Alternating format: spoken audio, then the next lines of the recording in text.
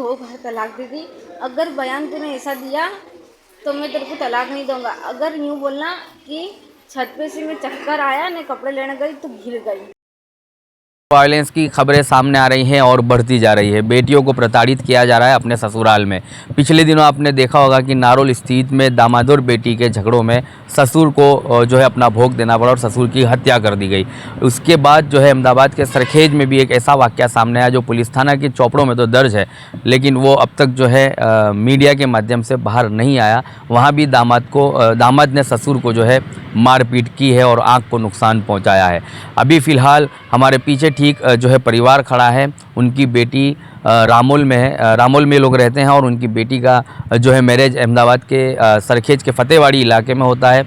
वहाँ पर भी उसको जो है शादी के जो है 6 महीने के बाद, 1.5 साल के बाद जो है उसको प्रताड़ित किया जाता है, उसको जो है टॉर्चर किया जाता है। हद ये हुई कि उसको जो है 2nd फ्लोर से धक्का दे दिया गया और अभी फ़िलहाल वो ज़िंदगी और मौत के बीच में जूझ रही है। जहाँ तक ज़रूरत थी मुझको वहीं तक मुझको पूछा जा रहा है। ज़माने पर भरोसा करने वालों, भरोसे का ज़माना जा रहा है। आदाब, आप तक समाचार में स्वागत है आपका। अहमदाबाद के रामोल में ये घटना हुई है और ये घटना ऐसे परिवार के बीच हुई है जहाँ पर एक दोस्त ने अपने दोस्त के घर जो है बेटी का विवाह किया। अब सीधा हम परिवार से बात करते हैं कि कैसे देखते हो दोस्त के साथ जब अपने बेटी दी, क्या सोचा होगा और दोस्ती के बीच क्या जो है कमियां पैदा हुई। मैंने ये सोचा था कि मेरे दोस्त के घर लड़की जाएगी तो कभी दुखी नहीं होगी क्या। बाकी वो दोस्त ने मेरी पीठ के पीछे खंजर भोंक दिया और उसके बाद मेरी बच्ची को आज तक शादी के 6 महीने के बाद आज तक कभी खूह से नहीं रखा। मेरी बच्ची की गलती हुई, मैंने उसको बोल दिया कि भाई मैंने 2 तमाच मार दिया, मैंने मेरा फ़र्ज़ निभाया दोस्ती का। वो मेरी लड़की का ससुर मेरा दोस्त, उसको दोस्त कहने में भी मुझे घिन चढ़ती है, लेकिन उसने आज तक कभी दोस्ती का फ़र्ज़ अदा नहीं किया। और मेरी बच्ची को 3रे माले से धक्का दे दिया गया, तब भी वो ऐसे हाथ बांध के हॉस्पिटल में खड़ा था, लेकिन तब भी वो कुछ नहीं कर सका।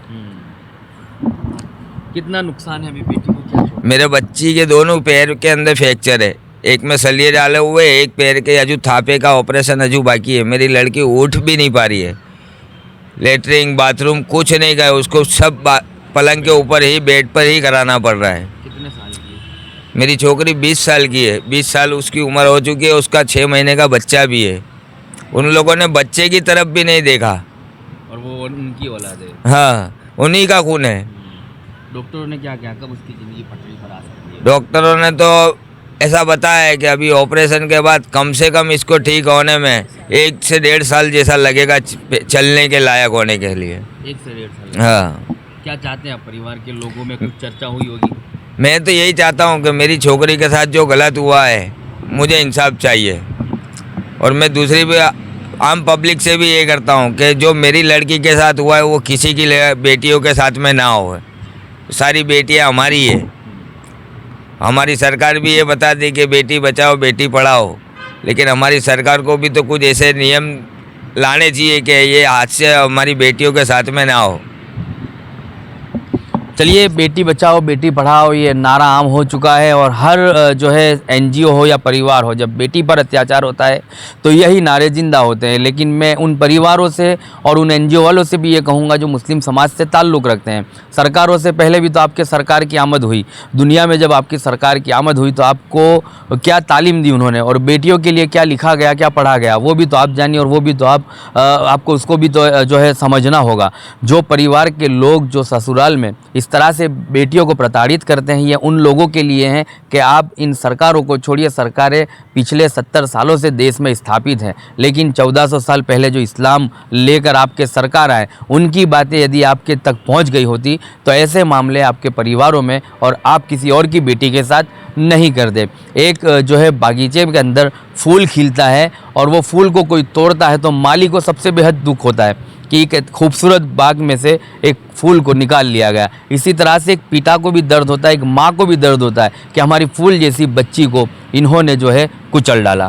कैसे देखते हो, क्या नुकसान हुआ है और क्या मांग के साथ आप खड़े हो? मैं सरकार से इंसाफ चाहती हूँ कि जो मेरी बच्ची के साथ हुआ किसी के साथ ना। आज मेरी बच्ची ज़िंदगी और मौत से लड़ रही है, उसको वो पता नहीं चलता कि वो ज़िंदा बचेगी कि नहीं भी बचेगी। वो इतना रोती है, इतना दर्द बोलती है कि उसको देख के हमको रोना आ जाता है। मेरा नाम अक्सा खानू है। मेरे मम्मी का घर रामोल है। मेरी शादी जुवापुरा फतेहवाड़ी अहद स्पोर्ट क्लब के पीछे हुई है। वहाँ मेरे ससुराल वाले रहते हैं। और मीन नगर 3 में मेरी सास का मकान है, जो भाड़े से ये लोग रहते हैं। मकान नंबर 9। लोगों ने मेरे साथ बहुत गलत किया। मेरे को तीसरी मंजिल पे से धक्का मार दिया। मेरी कोई गलती नहीं थी। मेरे बड़े पापा मेरे को हलवा देने के लिए आए, तो उसमें लोगों ने मेरे साथ बहुत सारा झगड़ा कर डाला। और मेरा जेठ जिसमें मिला हुआ था, मेरी सास, मेरी ससुरा और मेरा हस्बैंड। मेरे जेठ का नाम है फरजाद उर्फे राशिद खान।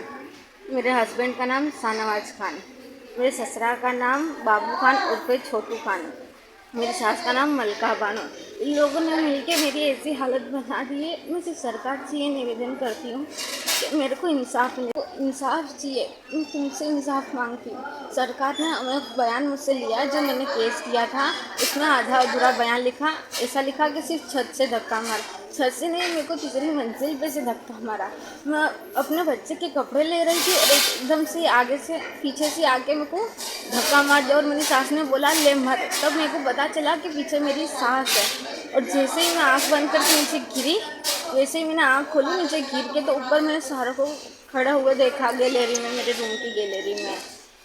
मेरा हस्बैंड था, मेरी सास थी, मेरा जेठ था, सब लोग ऊपर गैलरी में ही खड़े थे। और मेरा ससुरा भी था। सब ऊपर खड़े खड़े देख रहे थे। मेरे को कोई हॉस्पिटल लेकर नहीं आ रहा था। आजू बाजू वालों ने गोद में उठाया और उनकी गोद में सिर रखा। और जो सामने वाले आंटी थे, उनके हस्बैंड ने 108 को फ़ोन करा। 108 को फ़ोन करके बुलाया तो 108 आई। 108 में से 108 वाले ने बोला कि कोई भी 2 जने साथ में चलो।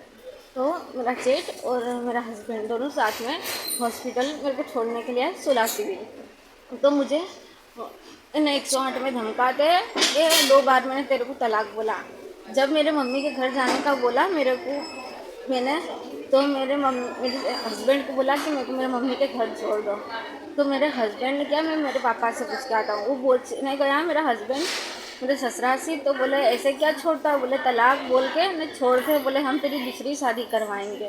तो मेरे को तलाक बोलना है, तो उसने तब मेरे को 2 बार तलाक बोल दी थी। उसके बाद इन लोगों ने मुझे धक्का मार दिया। फिर भी मुझे 108 में क्या बोलता है, मैंने तेरे को 2 बार तलाक दी थी। अगर बयान तूने ऐसा दिया तो मैं तेरे को तलाक नहीं दूंगा। अगर यूँ बोलना कि छत पे से मैं चक्कर आया ने कपड़े लेने गई तो गिर गई, अगर ये बोलेगी तो मैं तेरे को तलाक नहीं दूंगा। अगर सच बोल दिया तूने तो मैं तेरे को तलाक दे दूंगा। तो मैं दुनिया वालों से, आप लोगों से, सरकार से विनती है मेरी कि मेरे को इंसाफ दिला। मेरी हालत देखो मैं कैसी होगी, ना बैठ सकती हूँ ना उठ सकती।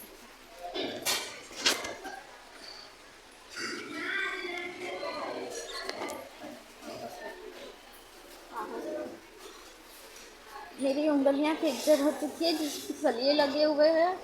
एक पाँव का ऑपरेशन हो चुका है, दूसरा फ्रैक्चर है और एक पाँव में वापस बड़ा ऑपरेशन बाकी है। खून बहुत सारा निकल चुका है, 60% ही खून है। उसमें डॉक्टर ने बोला है कि 5 बोतल खून चढ़ाना पड़ेगा। और ऐसी हालत हो चुकी है मेरी कि मैं दुनिया वालों को क्या बताऊँ। मैं तुमसे इंसाफ मांगती हूँ। मेरा 5 महीने का बच्चा है, जो भी वो भी देने के लिए तैयार नहीं था। और जो 16 सिविल में से जो केस था ना, वो केस भी लेकर भाग रहे थे ये लोग। और मैंने वहाँ पे केस में जो पुलिस केस किया था, वहाँ पे केस में भी उल्टा लिखा था कि बोले ये छत से चक्कर आया तो गिर गई।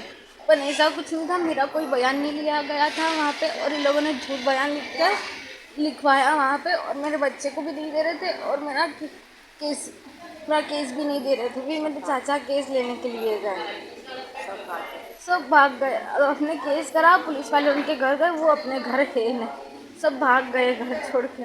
वो जैसा मेरी हालत बनाई है ना लोगों ने फेर की, इसलिए वो पुलिस सरकार से चाहती हूँ कि उनका वैसा रिमांड लो, वो वैसा बना दो। मेरी हालत ऐसी कर दी है, मैं दिल को पत्थर कर सब कुछ बोलती हूँ। मेरी हालत को समझो। बहुत दर्द है उसको, बहुत दर्द है। अब शुरू से ये बताइए कि धक्का दिया क्यों और धक्का देने की वजह, और उसके बाद जब अस्पताल ले गए तो उसके साथ क्या क्या हुआ, क्या धक्का दिया है, बस इतनी सी वजह हो गई कि उसके बड़े पापा उसको सुबह में बारात का वो था, त्योहार था, तो उसको हलवा देने के लिए चले गए। वो 3-4 दिन के बाद गए, 9 तारीख को रात में गए। बस 11 से 11:30 बज गए। इतना लेट आए तो आए क्यों? इतनी सी बात पे लंबा झगड़ा करा उसकी सास ने सुबह में 7 से 8 बजे के बीच में। इतना लेट क्यों आए? 11 से 11:30 के बीच में। फिर आपकी बेटी कहाँ थी? वो सेकंड फ्लोर पे कपड़े? हाँ, सेकंड फ्लोर पे। मैंने उसको बोला बेटा झगड़ा होता है तो ऐसा कर तू आ जा, शांत हो जाएंगे बाद में। जमाई को बोल के अपने घर पे आके छोड़ दे, वो अगर छोड़ने नहीं आता तो तू आके छोड़ जा। तो वो कपड़े, उसका खुद के कपड़े निकाले उसने पैक करने के लिए, बच्चे के कपड़े गैलरी में डाले हुए थे उसने। तो बच्चे के 6 महीने का बच्चा है, उसके बच्चे के कपड़े लेने के लिए गई, पीछे से इतनी आवाज़ आई, ले मर।